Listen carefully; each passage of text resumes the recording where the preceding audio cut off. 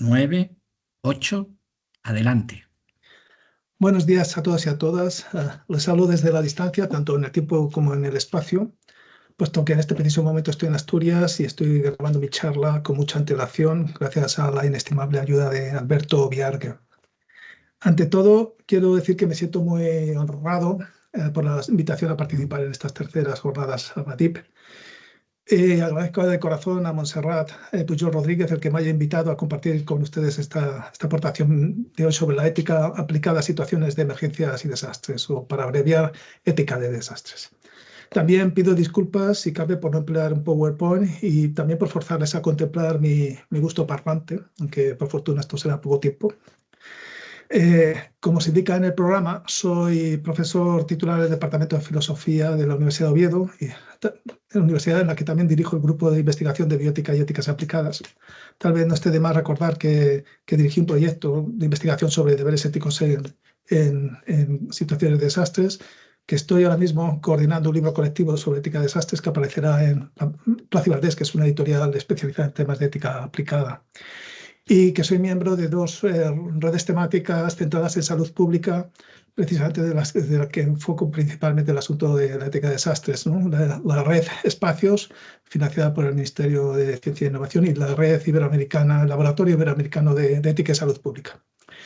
Y ya puestos, pues me siento también igualmente orgulloso de participar en el equipo de investigación del proyecto Reproducción Biológica, Reproducción Social y Esfera Pública, que está liderado por un formidable equipo de investigadores de la Universidad de las Islas Baleares y además de un excelente grupo de amigos. Bien, voy a decir un poco lo que quiero hacer. En un primer momento voy a hablar a modo de introducción del concepto contemporáneo de los desastres y el enfoque proactivo que se ha impuesto con esta concepción contemporánea. Luego veré por qué la ética es importante y en qué sentido podemos hablar de ética de desastres. Eso va a ser a grandes líneas. Y finalmente me gustaría hablar de la ética aplicada a las profesiones relacionadas con el patrimonio, entendido en un sentido muy amplio, y por supuesto a los deberes, a cómo entender los deberes en situaciones de desastres desde los profesionales en patrimonio. Bien.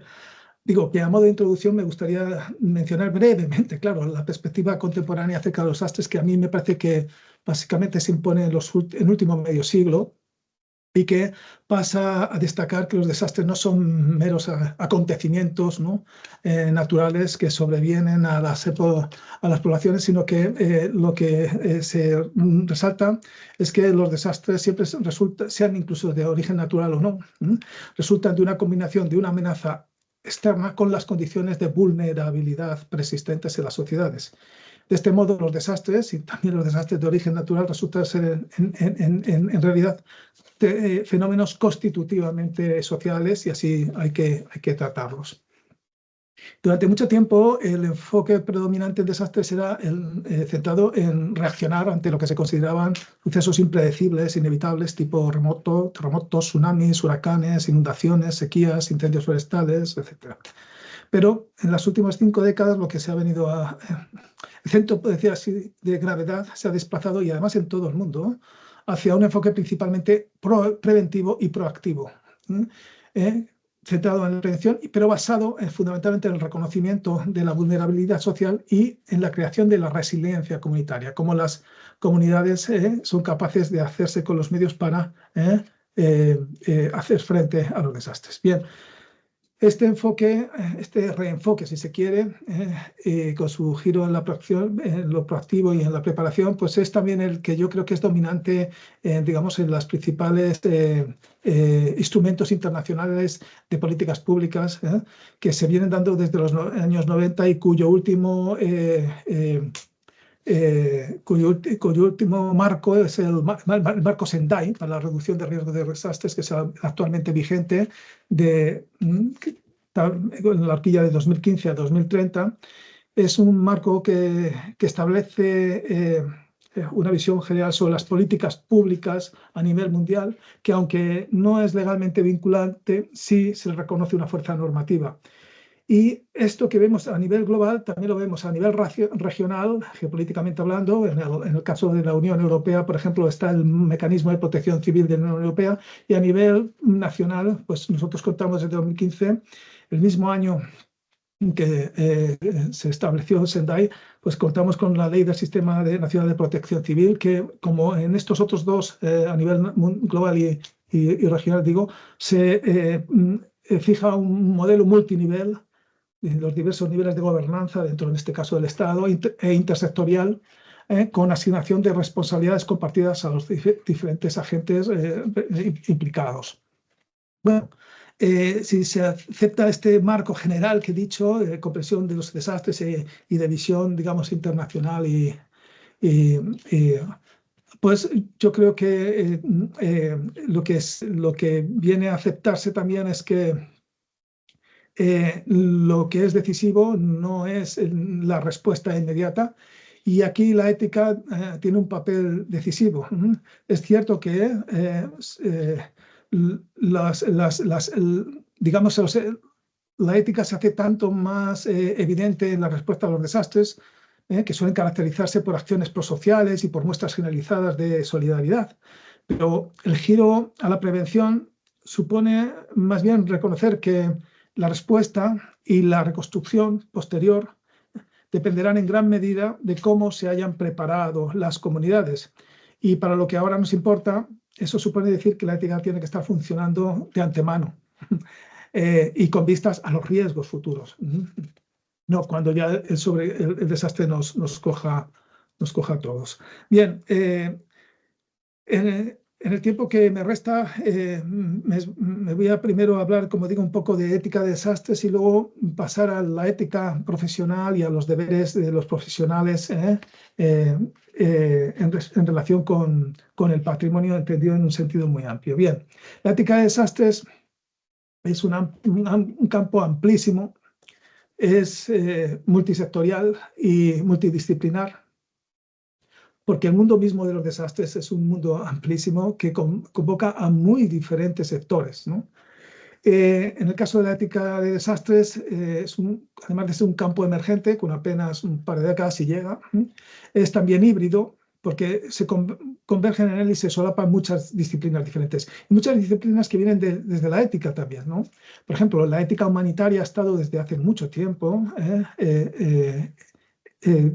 señalando, a veces desde importantes organizaciones internacionales, como por ejemplo Médicos Sin Fronteras, ¿no? Por citar una, que pautan, ¿no? Tienen sus códigos, ¿no? De cómo, por supuesto, la Cruz Roja, etcétera, tienen sus pautas sobre cómo actuar en casos de crisis en general y de desastres en particular. Pero no solamente, también está la bioética y la ética de la salud pública. Yo creo que el enfoque de la salud pública es esencial a la hora de hablar de ética de desastres, porque los desastres siempre les ocurren a las poblaciones, y las poblaciones, a causa de los desastres, en las poblaciones, a causa de los desastres, emergen muchos problemas de salud pública, o se agudizan los que ya existían, pues, por ejemplo, por falta de recursos, por lo que sea. Pero no solamente, digamos, las éticas, digamos, de los profesionales de la salud, también están los ingenieros, que están siempre implicados en muchas ramas ingenieriles en los desastres, y existe la ética ingenieril, como existe la tecnoética. Y también, pues, por citar otros, digamos, enfoques éticos que entran en la ética de desastres, está la ética medioambiental. Y la ética animalista. No se olvide que las principales víctimas de los desastres, a veces millonarias, son los animales. Y también no se olvide que entre los profesionales de actuación en desastres están animales. Pensemos en los perros de salvamento. Y bueno, en fin, son muchos los enfoques, pero uno de los que es fundamental en ética de desastres son una serie de éticas profesionales. Y entre ellas está, por supuesto, la ética de los bomberos, que es fascinante, la ética policial, la ética militar, pero también distintas éticas de los profesionales en patrimonio. Y aquí encontramos, pues, por supuesto, además de arqueólogos y conservadores, restauradores, pues están los bibliotecarios, los archiveros, los documentalistas y los museólogos, por razones obvias que no obstante luego comentamos. Bien.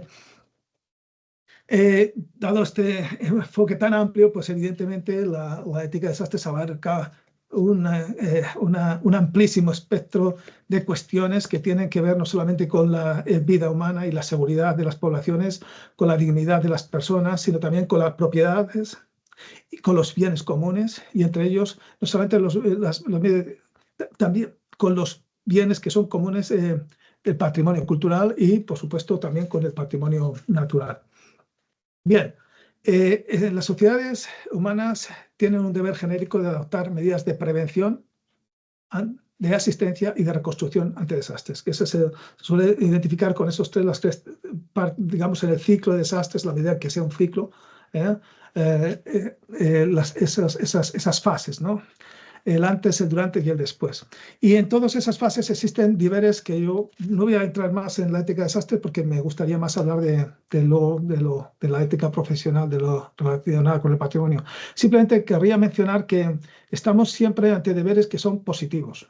Existen deberes negativos y deberes positivos. Los deberes positivos no prohíben, sino que instan a hacer cosas. Por ejemplo, evitar males y hacer todo el bien posible. Son deberes positivos que implican un entramado de responsabilidades que yo calificaría con tres términos. Son perspectivas, son compartidas y son institucionales, o si se prefiere, institucionalmente mediadas. Son prospectivas. Bueno, no todas las responsabilidades son retrospectivas.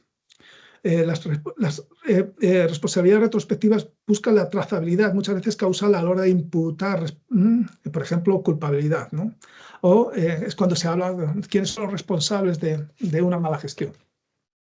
No, también y fundamentalmente importan las responsabilidades prospectivas, que son aquellas que miran hacia adelante, teniendo en cuenta lo que es una división cognitiva profesional del trabajo, una división cognitiva y profesional del trabajo, que es también una división moral del trabajo. Los distintos sectores profesionales tienen que actuar conforme a lo que deben hacer y coordinarse con otros. Por eso ahí se habla siempre de responsabilidades compartidas. Se comparten responsabilidades a distintos niveles, los distintos sectores y también los distintos, digamos, niveles dentro del Estado y también respecto al común de la sociedad. Y además son responsabilidades que muchas de ellas son institucionalmente mediadas porque son en su mayor parte instituciones las que vehiculan a los principales responsables de actuar antes, durante y después de que golpeen los desastres. Bien, dicho esto, me gustaría pasar a hablar de los deberes de los profesionales del patrimonio cultural en situación de emergencias y desastres.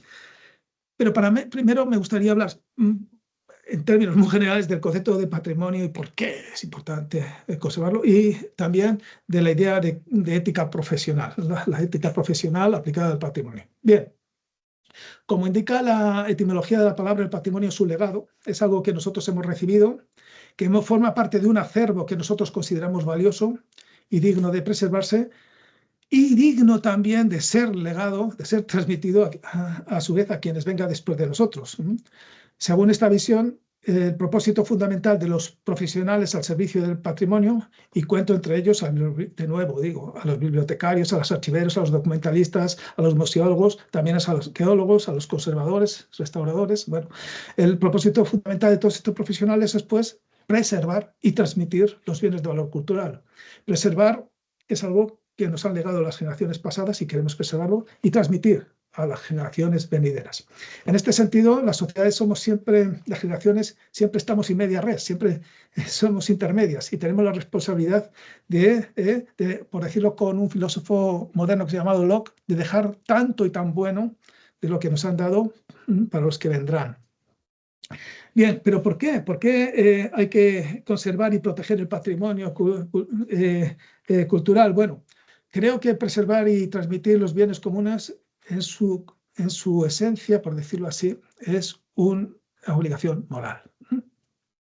Y atañe, por supuesto, a los estados, que es lo que te dicen importantes convenciones como la Haya o la UNESCO, que son los estados los principales responsables, la Constitución española y las leyes españolas también dicen que el Estado y por lo tanto todas las administraciones, pero no solamente atañe más generalmente al conjunto de la sociedad o las poblaciones que acogen ese patrimonio a las que lo valoran, ¿no? Que ese es un poco el enfoque de la Convención de Faro, ¿no? Es fundamentalmente las comunidades, por decir así, el patrimonio y comunidad se explican mutuamente. El patrimonio es aquello que valora las comunidades y las comunidades a su vez manifiestan su identidad y la mantienen en el tiempo, del pasado al futuro, entre otras cosas gracias al patrimonio. Pero bueno, a lo que nos interesa aquí, creo que preservar y transmitir es una obligación moral que atañe en una especial medida a los profesionales del patrimonio. Esos tienen responsabilidades especiales que son inherentes a su profesión y que se dan en virtud de su formación especializada. Por decir así, esos profesionales son los custodios legítimos de los objetos y de esos bienes que se consideran valiosos para la comunidad. Y su actuación debe estar guiada por una serie de criterios éticos que priorizan, por supuesto, los objetos y bienes que se consideran valiosos, bienes comunes, por decir así, pero también las relaciones entre las personas y las comunidades que están vinculadas a esos, que amparan esos bienes que los consideran valiosos. Y, por supuesto, también a las relaciones con otros profesionales y con las instituciones, que son los que, digamos, avalan en último término esa especial protección. O dicho esquemáticamente, entonces, los profesionales asumen responsabilidades especiales hacia cosas, hacia personas y hacia su profesión. Bueno, ¿qué es la ética profesional? Bueno, la ética profesional, en términos generales, es el estudio de qué principios, qué normas éticas de cómo los principios y normas éticas establecen pautas y límites a ciertas actividades que están orientadas hacia objetivos y que son constitutivos de una profesión. Una profesión es un conjunto de prácticas reguladas. Y entre esas reglas, esas regulaciones, están criterios morales. Entonces, las éticas profesionales consisten básicamente en hacer explícito eso. Y las profesiones relativas al patrimonio, en el sentido amplio que antes he mencionado, pues presuponen valores y obligaciones, y las distintas éticas aplicadas al patrimonio son en este sentido éticas profesionales que tratan de hacer explícitas esos valores, esas obligaciones, y que tratan de articularlas, por ejemplo, en códigos deontológicos.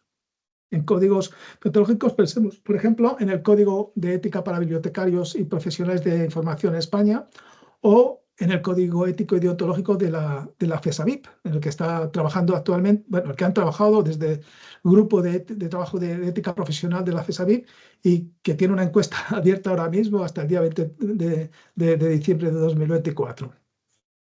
Bueno, según esta visión, la ética profesional claramente tiene un valor interno y un valor externo, instrumental. El valor interno es un valor de la autocomprensión de los propios profesionales, es decir, la ética ayuda al propio profesional a decir quién soy, qué hago y por qué lo hago. Es, por decir así, un elemento que ayuda a la autoclarificación de la profesión.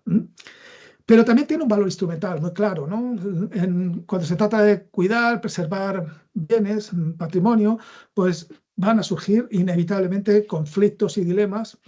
¿Por qué? Porque las responsabilidades morales de los profesionales pueden ir en direcciones muy distintas. Dijimos que existían responsabilidades hacia las personas, hacia las cosas y hacia la profesión. Por muy bien pautadas que estén, estas responsabilidades, que son divergentes, pueden entrar en conflicto.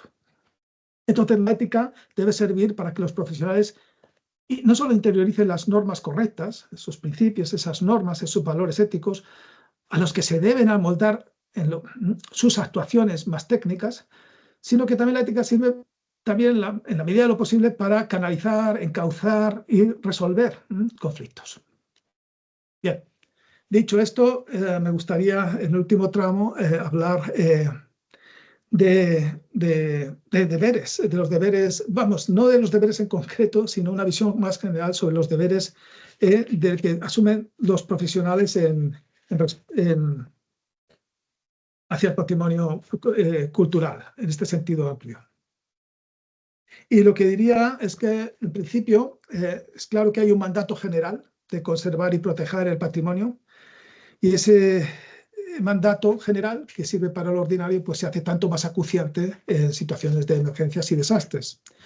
Y los profesionales del patrimonio tienen aquí un papel decisivo, porque está en su función, una de sus funciones es salvaguardar esos bienes frente a riesgos de daños durante situaciones de crisis, que son en este sentido excepcionales.